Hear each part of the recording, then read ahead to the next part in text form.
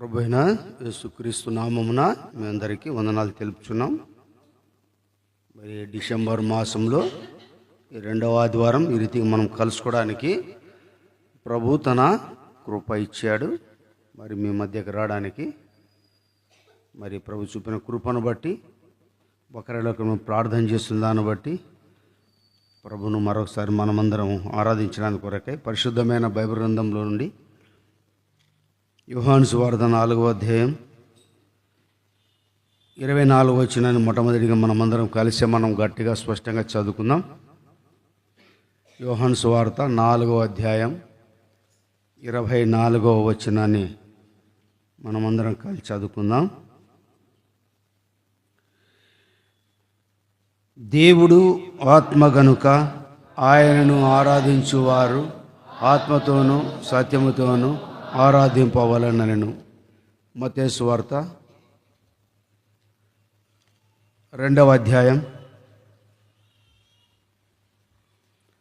మత్తయి సువార్త 2వ అధ్యాయం మొదటి వచనం నుండి 4వ వచనం మార్చి చదువుకుందాం. 2వ అధ్యాయం మొదటి 4వ వచనం మార్చి చదువుదాం. రాజైన హేరోదు దినముల యందు యూదా దేశ బెత్లెహేములో యేసు పుట్టిన పిమ్మట ఇదిగో తూర్పు దేశపు జ్ఞానులు యెరూషలేమునకు వచ్చి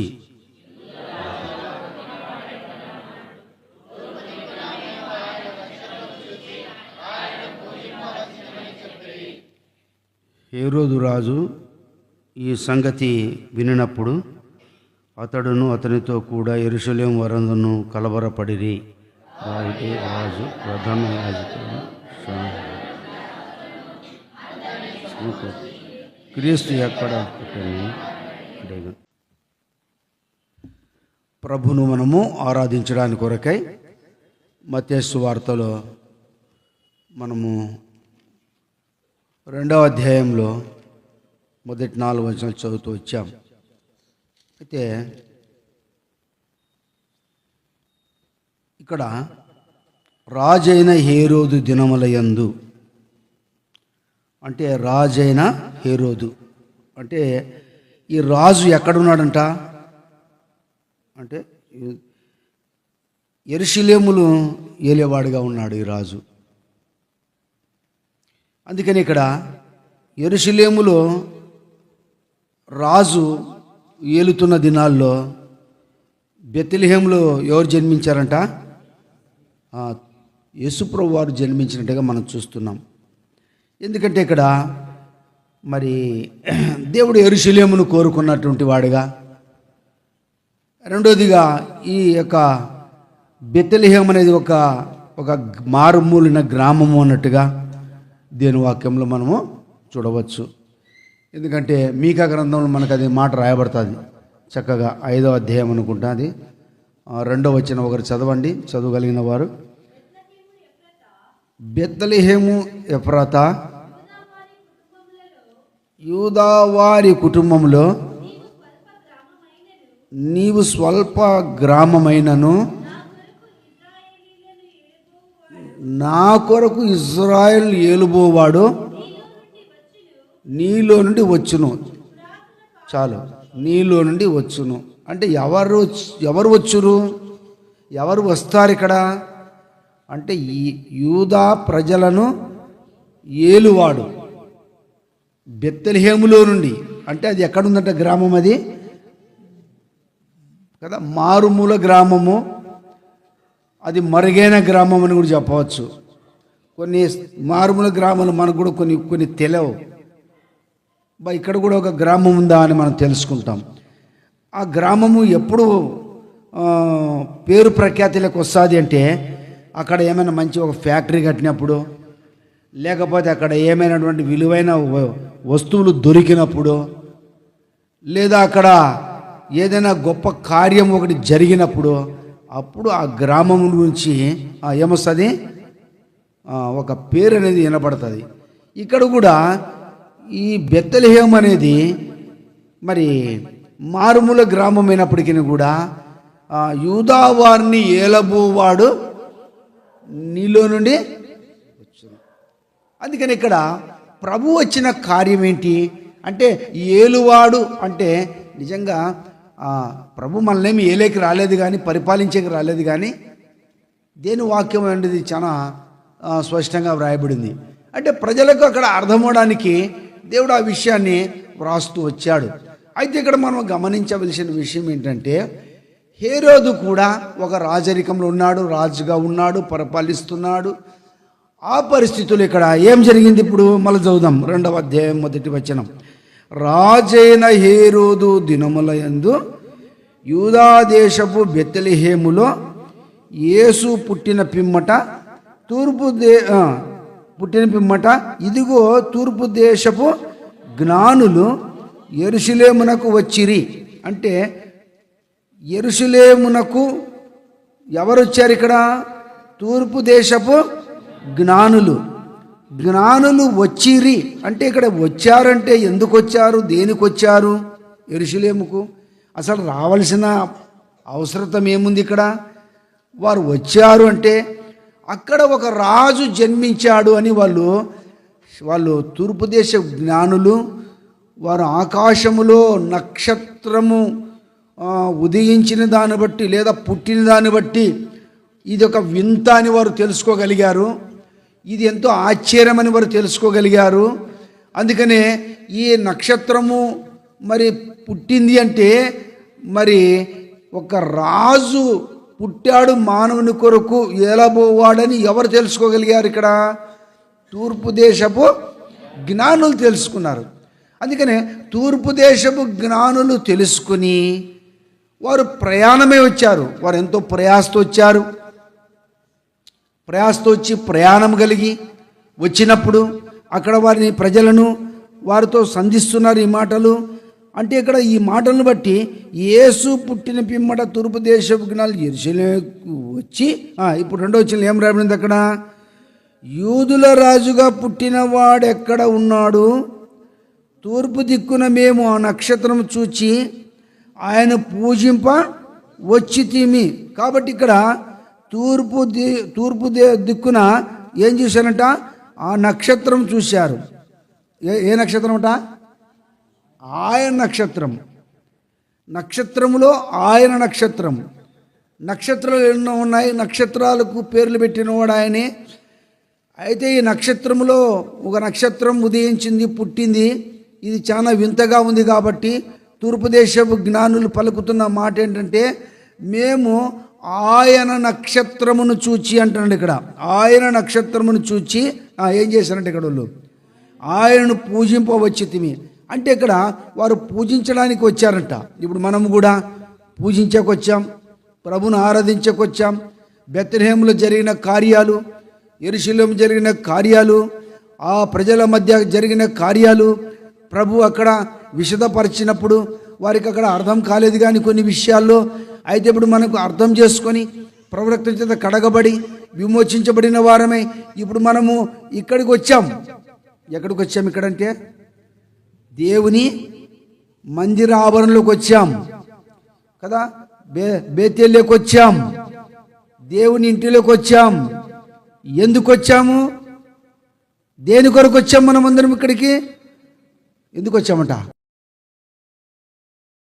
పూజించడానికి. పూజించడం అనగా వచ్చామంటే ఇప్పుడు ఎవరని మనం వచ్చాము ఇక్కడ? ఆయన రక్షకుడని, మన విమోచకుడని మనం తెలుసుకొని మన పాపముల నుంచి విమోచించిన వాడని మనం గుర్తించి మనం ఇక్కడికి వచ్చాం. అయితే జ్ఞానం ఎందుకు అంటే ఒక రాజు జన్మించాడు. ఆయన ఏలుబో రాజు, సర్వలో రాజు, ఆయన రాజు. ఆ రాజు భూమి మీదకి వచ్చాడు. ఆయన ఇక్కడ జన్మించాడంటే ఎందుకొరకు, దేని కొరకు అంటే హేరోదు రాజు తన హృదయంలో తలంచిన విషయం ఏంటి? నేను ఎవరిని? నేను రాజును. నేను ఉండగానే ఇంకొక రాజుని గురించి ఎవరు వచ్చారు ఇక్కడికి? తూర్పు దేశపు నుండి జ్ఞానులు వచ్చారు. ఆ తూర్పు దేశపు జ్ఞానులు వచ్చి యూదుల రాజుగా పుట్టినవాడు ఎక్కడ ఉన్నాడు అంటున్నారంటే, నిజంగా ఇప్పుడు ఒక రాజు ఉండగా ఇంకొక రాజు ఉన్నాడంటే అది సరైనది కాదు. కానీ ఒక రాజు ఉండగానే ఇంకొక రాజు కావాలన్నప్పుడు ఆ రాజును రాణి కూడా చేయడానికి కొరకే ఎన్నో కుట్రలు కుతంత్రాలు కలిగినటువంటి ఈ లోకములో ఈ హేరోదు రాజులు ఇప్పుడు ఏమొచ్చింది? ఇక్కడ కలవరం. అందుకని అంటాడు కదా, ఇక్కడ ఏం రాబడింది 3వ వచనంలో, హేరోదు రాజు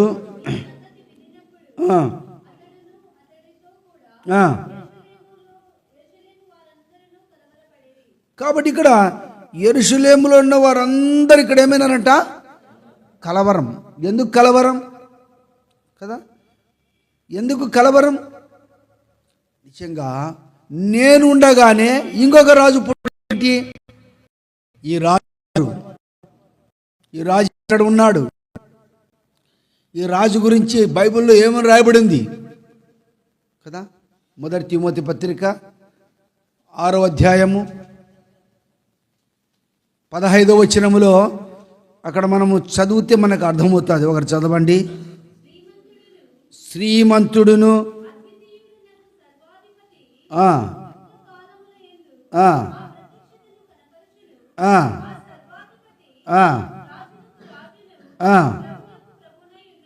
కాబట్టి ఎవరంటే ఆయన? కాబట్టి ఆయన సర్వాధికారి అయినటువంటి దేవుడు, సమీపింపరం తేజస్సున్న దేవుడు, ఆ దేవాది దేవుడు ఇప్పుడు భూమి మీద యూదులకు రాజుగా, ఎవరికి రాజు అంట? యూదులకు రాజుగా పుట్టినట్టుగా మనం చూస్తున్నాం. యూదా జన్మించిన వాడు, యూదా గోత్రాన్ని కోరుకున్నవాడు, ఇశ్రాయేలు పైన ఏలుబోవాడు, ఆ రాజు సమీపింపరాని తేజస్సులో ఉన్నటువంటి ఆయన భూమి మీదకి వచ్చినప్పుడు నిజంగా ఆయన జన్మదినముల గురించి మనం జ్ఞాపం చేసుకుంటే, లూకా సువార్త 2వ అధ్యాయం 6వ వచనం 7వ వచనం ఒకటి చదవండి గట్టిగా. వారు అక్కడ ఉన్నప్పుడు ఆమె ప్రసవ దినములు నిండెను గనుక పొత్తిగుడ్డలో చుట్టి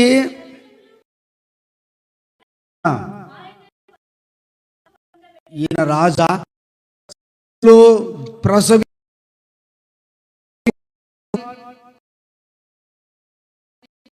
సత్రంలో పశువుల పాకలో పరండ బిడ్డని తీసుకొని వెళ్ళినట్టుగా మనము దేని వాక్యం స్పష్టంగా రుజువు చేయబడతా ఉంది. అయితే ఇక్కడ సత్రములో ప్రసవించబడినటువంటి ఈ యొక్క ధనుడుగా దేశపు జ్ఞానులు ఏమని,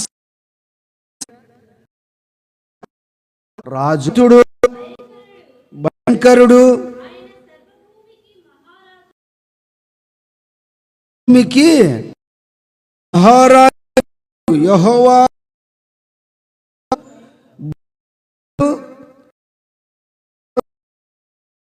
మహారాజే ఉన్నాడు. ఇక్కడ ఉన్నాడు. నిజం ఇంద్రుడైనాడు, కన్యక మరియా గర్భములో జన్మించాడు. ఆయన గురించి ఇస్తున్న సాక్ష్యం యూదులకు రాజు. ఆ యూదుల రాజుల గురించి మనము జ్ఞాపం చేసుకుంటే, ఆ రాజు మనలను ఏలేవాడు. ఆ రాజు గురించి హేరోదు ఏమంటున్నాడు ఇక్కడ చూడండి. పిలాతుని గురించి ఒక మాట మనం జ్ఞాపం చేసుకుంటే, యోహాను సువార్త 19వ అధ్యాయము, యోహాను సువార్త 19వ అధ్యాయము 19వ అధ్యాయంలో ఇక్కడ పిలాతు ఒక మాట అంటాడు. ఏమంటున్నాడంటే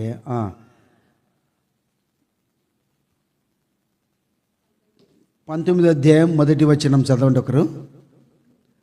అప్పుడు పిలాతు యేసును పట్టుకొని ఆయనను కొరడాలతో కొట్టించెను. సైనికులు ముండ్లతో కిరీటమును అల్లి ఆయన తల మీద, 3వ వచనం అందరూ చదువుదాం, యూదా రంగు వస్త్రములు ఆయనకు తొడిగించి ఆయన వద్దకు వచ్చి, యూదుల రాజా శుభమని చెప్పి. కాబట్టి ఇక్కడ యూదుల రాజా నీకు శుభమని చెప్పి ఆయన ఏం చేశారంట, అరచేతులతో కొట్టిరి. అంటే ఇక్కడ పుట్టినప్పుడేమో యూదుల రాజు తన మహిమను మనం అక్కడ చూడవచ్చు. వచ్చారు ఆ రాజు గుర్తింపవచ్చును. అటువంటి సౌందర్యం కలిగినటువంటి వాడు, చక్కని నేత్రములు కలిగిన వాడు ఆయన గురించి వారు వచ్చాడని వారు గుర్తించినట్టుగా ఆయన రాజని తెలుసుకొని వచ్చారు. ఈ రాజు కాదు, యెరూషలేములో రాజు కాదు. కాబట్టి ఇప్పుడు యూదా బెత్లెహేములో జన్మించిన రాజు, తూర్పు దేశం జ్ఞానించిన సాక్ష్యం. అయితే ఆయన రాజే పరలోకంలోని వారు గుర్తించారు, కానీ భూమి మీద ఆయన రక్షకుడిని వారు తెలుసుకోలేదు. ఇంకా వారికి కూడా రక్షకుడే. అందుకనే వారు వచ్చినప్పుడు వట్టి చేతులతో రాలేదు. అక్కడి నుంచి ఏం తీసుకొచ్చారంట వాళ్ళు? తూర్పు దేశం జ్ఞానులు బంగారము, సామ్రాణి, బోలెము. అంటే బంగారం అంటే రాజును సూచిస్తుంది, రాజరికాన్ని సూచిస్తుంది. సామ్రాణి ఏం చూపిస్తుంది ఇక్కడ మనకు? ధూపం వేయడం చూపిస్తుంది. ధూపం, ప్రార్థన, లేదా చిన్నపిల్లలకు సామ్రాణి ఇస్తారు. ఆ వాసన, ఆ సువాసనకి నిజంగా పిల్లలకు ఆరోగ్యకరంగా ఉండడానికి కొరకే. కాబట్టి ఇక్కడ సామ్రాణి, ధూపం, బోలెము. కాబట్టి ఆయన మరణాన్ని, ఆ బోలెం అనేది ఆ దినాల్లో వాళ్ళకు చనిపోయేటువంటి గొప్ప గొప్ప రాజులకు ఆ బోలెం వేస్తే కొన్ని సంవత్సరాల ఆ శరీరం కుళ్ళు పట్టకుండా అట్లే ఉంటుందంట అది బోలెం. వాళ్ళు దానికి పూసినప్పుడు బాడీకి అంతా. అంటే ఈ ఆయన మరణ పునరుద్ధరణ భూస్థాపన ఇక్కడ మనం సూచిస్తూ ఉంది. అందుకనే వారు కూడా వాళ్ళ ఒక జ్ఞాని మాత్రము బోలెం తీసుకుని వచ్చినాడంటే కారణం ఏంటంటే ఆయన మరణించి తిరిగి లేచేవాడు, ప్రజలకు రక్షణ కలిగించేవాడని ఒక జ్ఞాని తెలుసుకోగలిగాడు. ఒక జ్ఞాని మాత్రము ఈయన ఆ రాజు అయినటువంటి దేవుడు, అందుకనే అధికారత్వం చూపిస్తుంది కాబట్టి బంగారమును సమర్పించుకున్నాడు. ఒక రాజు ఈయన మన ప్రార్థన కొరకు విజ్ఞాపన చేసేవాడని వారు ఏం చేస్తున్నారు? సామ్రాణి తీసుకుని వచ్చారు. కాబట్టి వారు బంగారము, సామ్రాణి, బోలెమును తీసుకొని వచ్చి ఆయనను పూజించవచ్చారు. అంతేనా? తూర్పు దేశపు జ్ఞానులు ఆర్తికి వచ్చారే కానీ గొల్లలైతే తమ మందను విడిచిపెట్టి వచ్చారు. అందుకని అక్కడ దేవదూత వచ్చి ఏమనింది వాళ్ళని? చదవండి ఆ మాట. లూకాసు వార్త 2వ అధ్యాయం 7వ వచనం అనుకుంటా, 8వ వచనం చదవండి.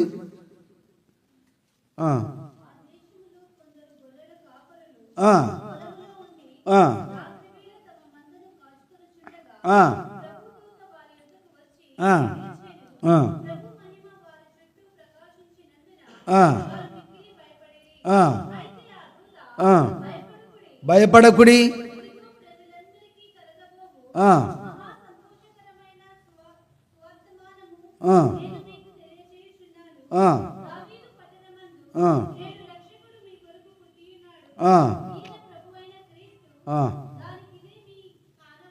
కాబట్టి ఇక్కడ ఈ గొల్లలు ఎక్కడున్నారంటే ఊరి వెలుపల ఉన్నారు. ఊరిలో లేరు కానీ ఊరి వెలుపల ఉన్నారు. తమ మందన కొనుచున్నారు. అకస్మాత్తుగా దూత వచ్చింది, వాళ్ళు భయపడింది. అయితే మహా సంతోషకరమైన సువర్తమానం. మీకు సంతోషం లేని జీవితంలో ఉన్నారు, మీరు చీకటిలో జీవిస్తున్నారు. అందుకనే గొప్ప వెలుగు దేవుడు మన కొరకే సిద్ధపరిచున్నాడు. కాబట్టి చీకటి నుండి మీరు వెలుగులోనికి రావాలని అనగా మరి దేవుడు ప్రభువైన యేసుక్రీస్తు వారు మీ కొరకు రక్షకుడుగా మీ కొరకు జన్మించాడు.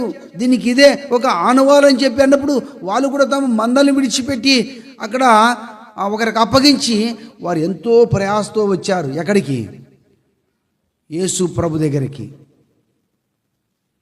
నిజంగా ఎవరంటైనా సర్వాధికారి అయినటువంటి దేవుడు, సర్వాధికారి దేవుడు, యూదులకు రాజుగా పుట్టినవాడు, రాజకుమారుడు, ప్రజలను ఏలుబోవాడు.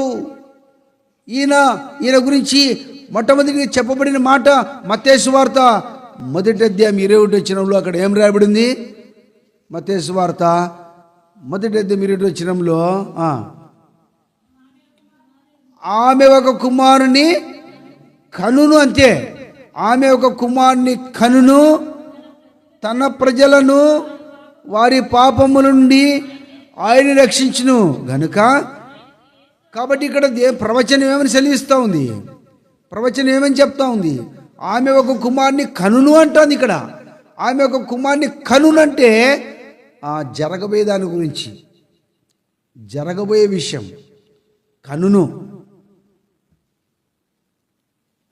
తన ప్రజలను వారి పాపముల నుండి ఆయన రక్షకుడు. ప్రవచనం సెలవిస్తూ ఉంది, లేఖనం సెలవిస్తూ ఉంది. అయితే ఇక్కడ జన్మించిన తర్వాత తూర్పు దేశం జ్ఞానులు ఏమని వచ్చారు? ఇక్కడ యూదుల రాజుగా పుట్టినవాడు ఎక్కడున్నాడు? అక్కడ మనం చూస్తే తన ప్రజలను వారి పాపముల నుండి ఆయనే రక్షించును గనక, అంటే ఆయన రక్షకుడు, వీళ్ళ హృదయాల్లో రాజు. కాబట్టి ఇక్కడ ప్రభుని గురించి మనం జ్ఞాపం చేసుకుంటూ ఉంటే, ఈనాడు నా జీవితంలో దేవుడు నిన్ను నన్ను కూడా రాజుగా చేయడానికి కొరకే ఇష్టపడ్డాడు. దేవుని కుమారులుగా చేయడానికి ఇష్టపడుతున్నాడు.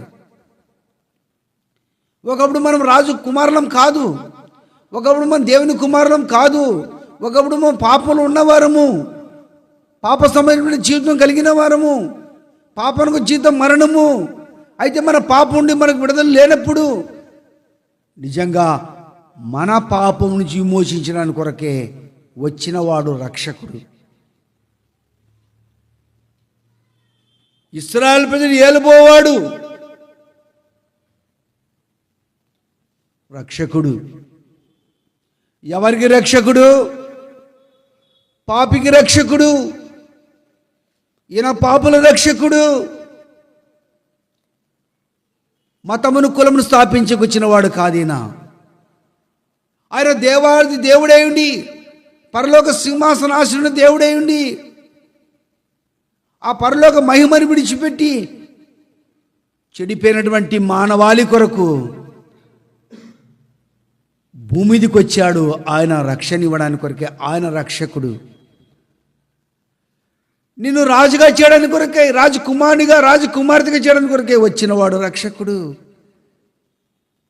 అందుకని ఆమె ఒక కుమారుని కనును, తన ప్రజలను వారి పాపముల నుండి ఆయనే విడిపించును కాబట్టి ఆయనకి యేసును పేరు పెట్టబడెను. ఆయన పుట్టాడు. పుట్టిన వెంటనే యూదుల రాజుగా పుట్టినవాడు ఎక్కడ ఉన్నాడని తూర్పు దేశపు జ్ఞానులు వచ్చారు. అయితే మానవాళి పాపముల కొరకే ఆయన జన్మించాడు. లోకమైన ఎవరు ఇష్టపడలేదు. సత్రంలో స్థలం లేని పరిస్థితి. పశువుల పాకలో పరండబెట్టినప్పుడు ఆ పశువుల పాక ఎంతగా ప్రకాశిస్తూ ఉంది అంటే నిజంగా యోబు గ్రంథంలో ఒక మాట రాయబడింది. 33వ అధ్యాయము చివరి వచనంలో ఏం రాయబడింది? ఒక మాట చదవండి. యోబు గ్రంథం 33వ అధ్యాయము 36వ అధ్యాయం 33 చదవమ్మా. 36వ అధ్యాయం 33. ఆయన గర్జనమును ఆయనను ప్రసిద్ధి చేయను, తాను వచ్చుచున్నాడని ఆయన పశువులకును తెలుపును. కాబట్టి ఆయన గర్జనమును ఆయన ప్రసిద్ధి చేయను. ఆయన భూమి మీదకి వస్తున్నప్పుడు ఎవరు తెలిపాడు? మనుషులకేడా? పశువులకు తెలిపాడు. అందుకనే సత్రములో స్థలం లేని కారణాన్ని బట్టి పొత్తిలి గుడ్డలతో చుట్టి సత్రములో నుండి తీసుకుని వెళ్ళి పశువుల పాకలో పరుండబెడితే పశువులు ఆయనకు స్థలం ఇచ్చాయి, పాకలో ఆయన పరుండబెట్టారు. పశువులు ఆయన గుర్తించాయి, సృష్టి ఆయన గుర్తించింది. మానవుడు గుర్తించలేకపోయాడు. ఈనాడు నీవు నేను ఒకప్పుడు తెలియక అజ్ఞాన కాలంలో ఉన్నప్పుడు, పాపంలో ఉన్నప్పుడు, మరణంలో ఉన్నప్పుడు మనము తెలియక గురుడితనంలో తడులాడుతూ ఉంటిమి. పాపం మన మీద ఏలుబడి చేస్తున్నప్పుడు దేవుడు రక్షకుడిగా మన కొరకే వచ్చాడు. ఆ పశువుల పాక అంతా ప్రకాశిస్తూ ఉంది. పరలోక సైన్యం అంతా భూమి మీద ఉంది. తూర్పు దేశపు జ్ఞానులు వచ్చారు, గొల్లలు వచ్చారు, అందరూ వచ్చారు. ఆయన ఏం చేస్తున్నారంటే అక్కడ పూజిస్తున్నారు. ప్రభుకి ఎంత మహిమ కదా కదా. ఆ మాట ఎంత బాగా రాయబడింది. చదువు లూకా సువార్త 2:14 2:14 సర్వోన్నతమైన స్థలములలో దేవునికి మహిమయు ఆయనకిష్టులైన మనుషులకు కాబట్టి భూమి సమాధానము కలుగునుగాక. దేవుని వాక్యం రాయబడింది ఇక్కడ. సర్వోన్నతమైన స్థలములలో దేవునికి మహిమ. దేవునికి ఎక్కడ మహిమ? ఆయన పరలోకంలో మహిమనే, భూమి మీద కూడా మహిమనే, పశువుల పాకలో మహిమనే. ప్రజలందరూ వచ్చారు, అందరూ వచ్చి ఆయన్ను ఆరాధిస్తూ పూజిస్తున్నారు. ఈనాడు మానవుడు సంపూర్ణంగా గుర్తించలేక ఆయన్ని పాపములో ఉంటూ వచ్చాడు. అందుకనే ఆ పాపైన మానవుని రక్షించుకోవడానికి కొరకే దేవుడు ఇష్టపడ్డాడు. ఆయన రాజే, పరలోకపు రాజే, రాబోతున్న రాజే. ఆయన రాజుల రాజుగా, ప్రభులో ప్రభుగా, దేవుడిగా తిరిగి రానే ఉన్నాడు. భూమి మీద ఏలుబోవాడు ఆయనగా ఉన్నాడైనా, భూలోకములో ఏలేవాడిగా ఉన్నాడైనా.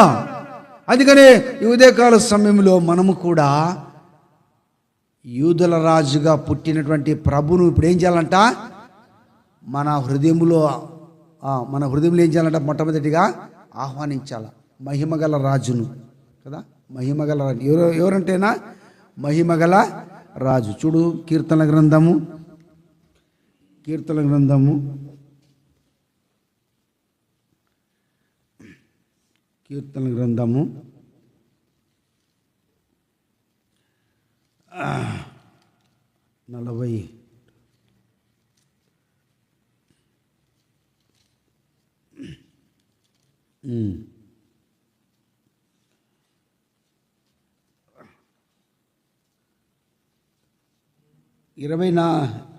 24 అధ్యాయంలో చూడు 10వ వచనము చూడు 24 10వ వచనం అందరూ చూద్దాం.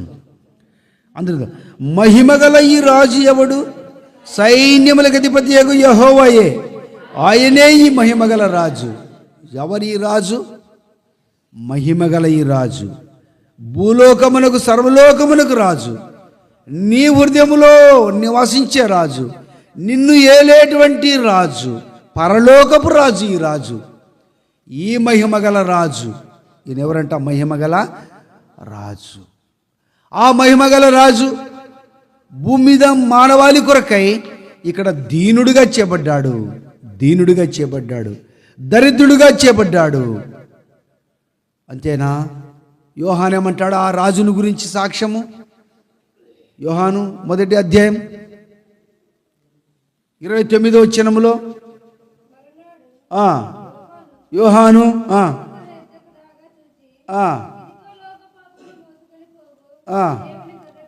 ఎవరంటైనా లోకమాపమును పోసుకొని పోవు దేవుని గొర్రె పిల్ల, లోక పాపమును మోసుకొని పోవు దేవుని గొర్రె పిల్ల. అయినా నిజంగా ఈ లోక పాపమును మోసుకొని పో దేవుని గొర్రె పిల్ల అని సాక్ష్యం ఇస్తున్నాడు. ఒక్కొరు రకం సాక్ష్యం ఇస్తున్నారు. మత్తేయేమో ఈ మాట అంటున్నాడు, ఆమె ఒక కుమారుని కనును, తన ప్రజలను వారి పాపం నుండి ఆయన రక్షణ యేసు అంటున్నారు. తూర్పు దేశపు జ్ఞానులు అంటున్నారు, యూదులకు రాజు అంటున్నారు. ఇక యోహాన్ అంటున్నాడు, ఈయన లోక పాపమును మోసుకొని పోవు దేవుని గొర్రెపిల్ల అంటున్నాడు. పిలాతు అంటాడు, యూదుల రాజును మీరు ఏం చేయాలనుకుంటున్నారంటే సిలువ వేయండి వీళ్ళు అంటున్నారు. నిజమే, ఆయన ఈ లోకంలో సిలువ వేయడానికి వచ్చాడు. ఎందుకు సిలువ వేయడానికి? అందుకని మనం చూస్తూ వచ్చాం, తన ప్రజలను వారి పాపములు విమోచించడానికి కొరకై. పౌలు అంటాడు, పాపులను రక్షించడానికి లోకంలోకి వచ్చాడంటాడు. ఆయన పాపుల రక్షకుడే కదా. లూకా భక్తుడు అంటాడు, నశించిపోతున్న నన్ను రక్షించకొచ్చాడు ఈయన మనిషి కుమారుడు అంటాడు. ఈనాడు నీ విషయం నా విషయంలో ఈయనని ఏమని మనం గుర్తించాలి?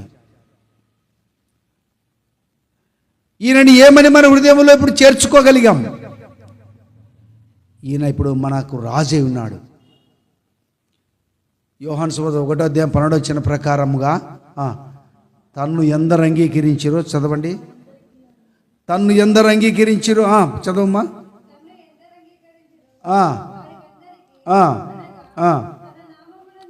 తన నామమునందు విశ్వాసం ఉంచిన వారికి దేవుని పిల్లలకు ఆయన అధికారం అనుగ్రహించెను. కాబట్టి ఇక్కడ ఇప్పుడు నీవు నేను కూడా ప్రభువును హృదయంలో అంగీకరించాం. ఒకప్పుడు పాపులమే, ఒకప్పుడు దరిద్రులమే, ఒకప్పుడు లోకములు ఉన్నవారమే, ఒకప్పుడు భ్రష్టతలు ఉన్నవారమే, ఒకప్పుడు ఎవరు మనల్ని ప్రేమించలేదు, ఒకప్పుడు మన దీని స్థితిని బట్టి జ్ఞాపం చేసుకుంటే ఎవరు కూడా మనల్ని ఇష్టపడలేదు. నిజంగా అయితే ఇప్పుడు యేసుప్రభు మనల్ని ఇష్టపడ్డాడు. నీ కొరకు, నా కొరకు, సర్వలోకముల కొరకు ఆయన భూమిదికి శరీరధారిగా వచ్చాడు, రక్షకుడిగా వచ్చాడు, తను తగ్గించుకున్నాడు, దీనుడిగా అయ్యాడు. ఇప్పుడు మన పాపముల కొరకు విమోచించడానికి కొరకై అన్యాయతీర్పు కొనుకోబడానికి ఇష్టపడినప్పుడు పిలాతు అంటున్నాడు, ఇతని యందు ఏ దోషము నాకు కనపడలేదు అంటున్నాడు. అయితే ప్రజలందరూ ఒకటే పట్టు వీనిని సిలువ వేయమంటున్నారు. నిజమే, ఆయన లోకానికి ఎందుకు వచ్చాడు? దేని కొరకు వచ్చాడు? పాపులను రక్షించుటకు వచ్చాడు. రాజే తన రాజరికం విడిచిపెట్టాడు, ఆ పరలోక మహిమను విడిచిపెట్టాడు, ఆ సింహాసనం విడిచిపెట్టాడు, ఆ కిరీటం విడిచిపెట్టాడు, ఆ ఆరాధన కూడా విడిచిపెట్టాడు. భూమి మీదకి వస్తే ఆయనకు సింహాసనం లేదు, ఆయనకు ముళ్ళ కిరీటం కొట్టారు. ప్రజలందరూ అపహాస్యం చేస్తున్నారు, హేళన చేస్తున్నారు. నువ్వు దేవుని కుమారుడైతే శిలువ మీద నుంచి దిగుమంటున్నారు, ఎగతాళి చేస్తున్నారు. అది వారికి అర్థం కాలేదు. తండ్రి వీరేం చేస్తున్నారు, వీరు క్షమించమన్నట్టున్నాడు తండ్రి. తండ్రి వీరేం చేస్తున్నారో వీరిని క్షమించమని శిలువలో పలుకుతున్న మాట అయినా వారు ఎగతాళి చేస్తున్నారు. నా కుమారుడా, నా కుమార్తె, నీ కొరకే నేను శిలువను పొందుతున్నాను. నిజంగా ప్రభు ఎంత ఘోరమైన శిలువను పొందాడు. పుట్టినప్పుడు ఎట్లున్నాడు? పుట్టినప్పుడు ఏ రీతిగా ఉన్నాడు ఆయన కదా? ఆయన మహిమ ఎట్లా ఉంది? ప్రకాశిస్తూ ఉంది. శిలువలో ఇప్పుడు ఎట్లున్నాడు ఆయన? ఏ రీతిగా కనబడుతున్నాడు ఇప్పుడు ఆయన? స్వరూపమైనను మనుషులు చూడనొల్లవాడిగా చేపట్టాడు, వ్యసనకాంతుడి మాంసం ముద్దగా చేపట్టాడు. పుట్టినప్పుడు ఎంత అల్లార ముద్దుగా ఉన్నాడు. ఆయన పెదవులు, ఆయన కళ్ళు, ఆయన చేతులు, ఆయన కాళ్ళు కదా.